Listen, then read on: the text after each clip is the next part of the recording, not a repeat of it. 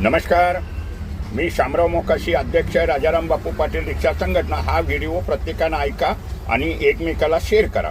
आता महाराष्ट्रात जर रिक्षा टॅक्सीचे परवाने अथवा तुम्हाला बिल्ले पाहिजे असतील तर भाषेचं ज्ञान, भौगोलिक परिस्थिती ही माहिती लागते आणि त्यासाठी इथं RTOमध्ये सगळा गोंधळ होत होता. काही दलाल लोकांनी असंच सगळं चाललेलं होतं आणि आता परफेक्ट परीक्षा होणार आहेत, म्हणजे चालू झालेल्या आहेत.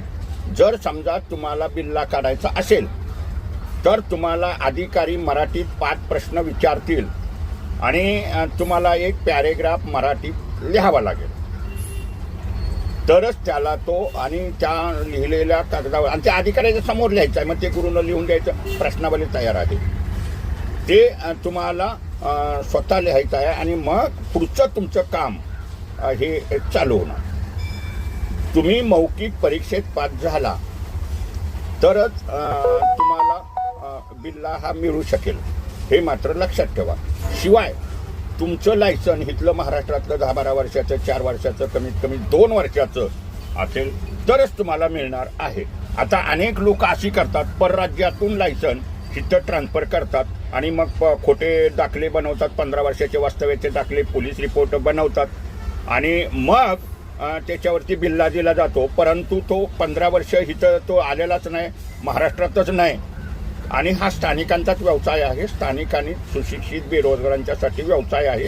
त्यानं कामधंदा लागेपर्यंत रिक्षा टॅक्सी चालवून आपला व्यवसाय करायचा आहे आणि कामधंदा लागल्यावर तो परवाना जमा करायचा असतो सरकारला. हे प्रत्येकानं लक्षात ठेवा. परवाना 5 वर्षासाठी दिला जातो. आता तुम्हाला मग ते दाखला काढताना कागदपत्र काय लागणार?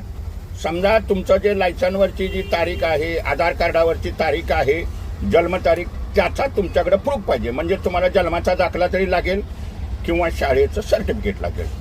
आता जर आपण इथं बिल्ला मागतोय तर आपल्याकडं आधार कार्ड, पॅन कार्ड, इथला काय वास्तव्याचा तुमचा प्रूफ असेल तो. शिवाय आपण इथं राहतो म्हणजे आपणाला राशन कार्ड हे अत्यावश्यक आहे, हे कुणीही विसरू नका. RTOवाले जरी काही चुकी करत असतील ना तर RTOवाल्यांची सुद्धा चौकशी होणार आहे.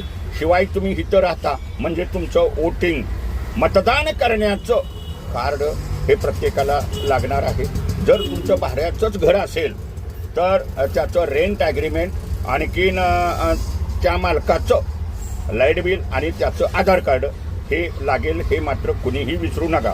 म्हणजे बिल्ले वगैरे बंद झालेले नाहीत, फक्त कायदे पाळून तुम्हाला परीक्षा ही द्यावीच लागणार आहे. आणि जर बिन परीक्षा घेता असे बिल्ले दिले तर RTOवाल्यांच्यावरती कारवाई